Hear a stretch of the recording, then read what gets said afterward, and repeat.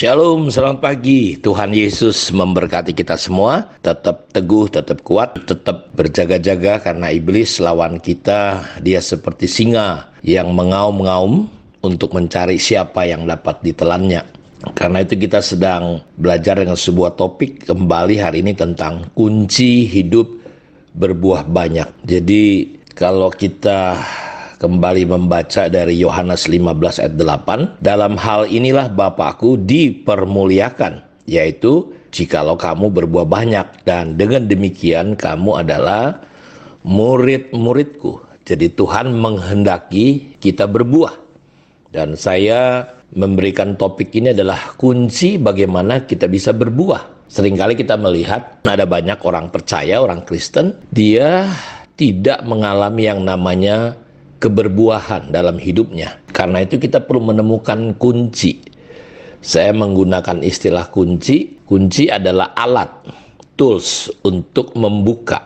Jadi kita nggak akan pernah bisa berbuah banyak kalau kita nggak menemukan kuncinya. Karena itu saya di khotbah minggu mengilustrasikan kunci itu bisa membuka segala sesuatu. Dia membuka yang namanya rumah yang besar. Rumah yang besar, pintu-pintunya tidak akan terbuka jika tidak ada kuncinya. Atau mobil yang hebat sekalipun tidak akan pernah bisa berjalan, dan rasanya tidak ada gunanya kalau mobil itu harganya mahal tapi tidak bisa jalan karena tidak ada kuncinya.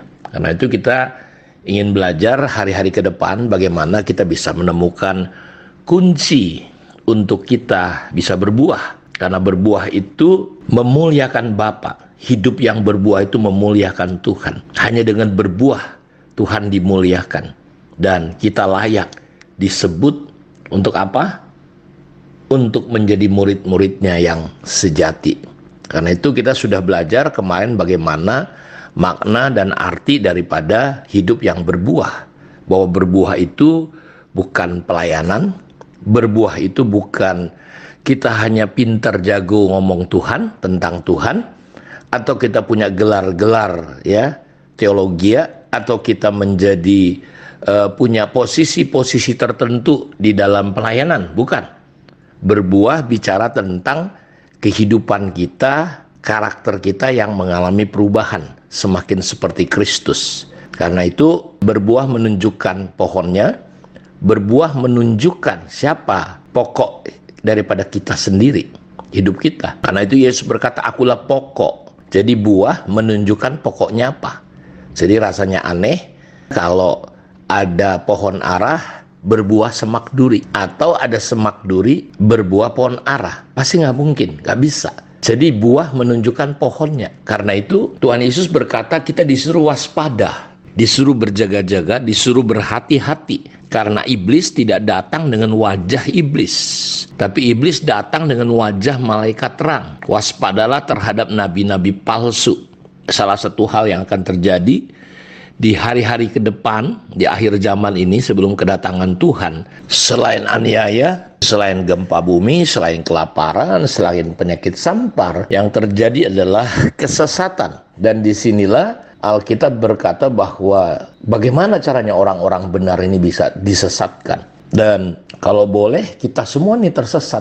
Karena itu kita perlu waspada. Yesus ingetin bagaimana kita bisa mengetahui perbedaan benar dengan gak benar. Karena antara yang palsu dengan yang asli itu agak sulit dibedakan. Seringkali kita dengar ada orang bicara tentang saya dengar Tuhan bicara. Saudara, kalau kita udah dengar kayak gitu, kita agak sulit membedakannya. Tapi Yesus memberikan ukurannya. Dari buahnya lah kamu kenal. Lihat, dari buah kita bisa kenalin apakah itu benar atau tidak. Karena itu kalau ada orang cerita tentang Tuhan, khotbah, tapi buah-buahnya kedagingan, buah-buahnya kepahitan, buah-buahnya sakit hati, buah-buahnya perpecahan, saudara jangan gampang terpesona. Bahkan nanti iblis akan datang dengan mujizat-mujizat. Karena itu penting sekali untuk kita bisa membedakannya. Dan saya kembali menceritakannya supaya kita bisa memahami ini. Karena iblis, nabi-nabi itu akan datang bagaikan domba-domba, tapi dalamnya serigala yang aslinya. Luarnya saja, tapi Intinya, esensinya dia adalah serigala.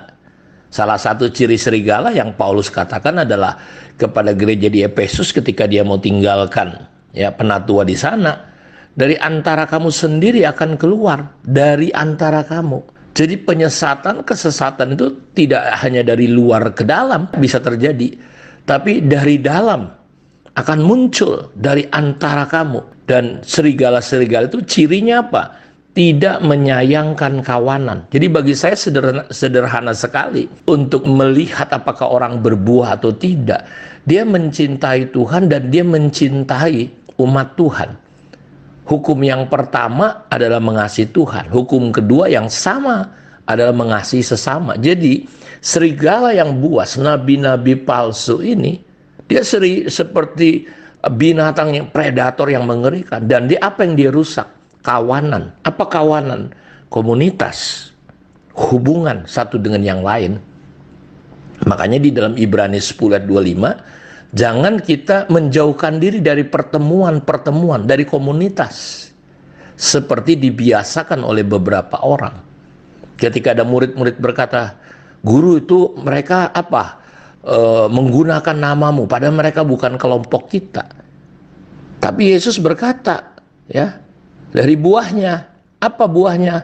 Kalau mereka walaupun bukan kelompok kita, tapi mengumpulkan sifatnya, mencintai komunitas, dia adalah saudara kita. Tapi yang mencerai-beraikan, ya, lihat buahnya, perpecahan, tidak mencintai kawanan, dia adalah lawan. Dari buahnya kita kenal. Karena itu menurut saya gereja-gereja hari ini perlu mengevaluasi. Aneh rasanya saudara, gara-gara beda organisasi, kita sekarang tidak lagi saling mengasihi gereja satu dengan yang lain, dengan alasan nama misi, visi, penginjilan, tapi merusak satu dengan yang lain. Ini kita harus waspadai. Dan saya berdoa supaya kita bisa menangkap sehingga kita menjadi orang-orang Kristen yang berbuah. Ayo jemaat Tuhan, semakin kita mengenali Tuhan, salah satu buah yang akan keluar adalah kita semakin mengasihi bahkan musuh kita. Kok aneh sesama kita saling berpecah belah. Karena itu dengan hal inilah Bapa dipermuliakan ketika kita berbuah banyak. Berbuah itu artinya ya kita semakin mengasihi. Mari kita mengasihi bukan dengan perkataan, tapi mengasihi dengan perbuatan, dengan tindakan. Kasih itu artinya kita rela berkorban untuk orang lain. Kalau nafsu, kita mengorbankan orang lain, yang penting saya senang. Kalau saudara tahu di kitab Yakobus bahwa hikmat dari iblis itu, dia menimbulkan masalah dan perpecahan. Tapi hikmat dari Allah, dia menimbulkan damai dan sejahtera. Saya coba bacakan untuk kita di dalam kitab Yakobus. Nah, dikatakan dalam pasal yang ketiga, siapakah di antara kamu yang bijak dan berbudi, baiklah ia dengan cara hidup yang baik, menyatakan perbuatannya oleh hikmat yang lahir dari kelemah lembutan. Jika kamu menaruh perasaan iri hati, kamu mementingkan diri sendiri, janganlah kamu memegahkan diri dan janganlah berdusta melawan kebenaran. Itu bukanlah hikmat yang datang dari atas, tetapi dari dunia, dari nafsu manusia, dari setan-setan. Lihat, sama-sama namanya hikmat, tapi hikmatnya bisa berasal dari dunia, dari diri kita sendiri, hikmat manusia, atau dari nafsu manusia, atau dari setan-setan. Nah, kita lihat di mana kita tahu bahwa hikmat ini lahir bukan dari Tuhan. Di mana ada iri hati, mementingkan diri sendiri, di situ ada kekacauan dan segala macam perbuatan jahat. Kita ingin membangun sesuatu yang baik, pelayanan atau apa saja, tapi kita nggak boleh hikmat yang kita gunakan adalah hikmat yang bukan dari Tuhan, yang menimbulkan kekacauan, menimbulkan masalah, menimbulkan perpecahan, percideraan. Hikmat yang dari atas pertama-tama apa? Murni motivasinya. Lihat. Selanjutnya pendamai. Jadi kalau ada keributan, ada masalah, kita mendamaikan. Peramah, penurut, penuh belas kasihan. Dan buah-buah yang baik. Tidak memihak, tidak munafik. Dan buah yang terdiri dari kebenaran. Ditaburkan dalam damai. Untuk apa? Untuk mengadakan damai. Nah, lihat saudara, saya berdoa Dari ayat-ayat ini, dari pembelajaran saat teduh kita bisa dapat gambaran. Sehingga nanti kita akan lebih masuk lagi bagaimana kita bisa berbuah di dalam prinsip-prinsip, yaitu berbuah dengan benar. Karena Alkitab berkata, ketika orang-orang di Matius pasal 7, Tuhan aku udah ngajar, aku udah bernubuat, bikin mujizat. Itu bukan ukuran orang berbuah. Pelayanan itu bukan ukuran. Karena itu jangan salah ukuran kita. Tuhan berkata, aku nggak kenal sama kamu. Kenapa nggak kenal? Ya berarti nggak punya hubungan. Karena itu Tuhan mengasihi yang namanya hubungan. Dia membenci yang namanya perpecahan. Dosa selalu merusak hubungan. Kiranya Tuhan Yesus memberkati kita semua. Mari kita berdoa. Bapa, terima kasih. Engkau menolong kami semua untuk terus bertumbuh, berbuah-buah banyak, berbuah lebat. Sehingga Bapa dimuliakan. Dan kami adalah murid-murid-Mu. Identitas kami, kesejatian kami adalah dari buah-buah. Buah-buah yang benar, buah-buah yang datang dari Kristus, karena pokok hidup kami adalah Kristus. Kami akan mengeluarkan buah-buah Kristus. Bukan mementingkan diri sendiri, bukan kekacauan, bukan kejahatan. Tapi murni, pendamai, peramah, penurut, penuh dengan belas kasihan. Buah-buah yang baik, tidak memihak ataupun munafik. Kami menaburkan kebenaran dalam hidup kami. Terpujilah Engkau Tuhan, berkati semua umat-Mu yang sudah mendengarkan saat teduh ini. Dalam nama Yesus kami berdoa. Amin. Tuhan memberkati kita semua. Shalom.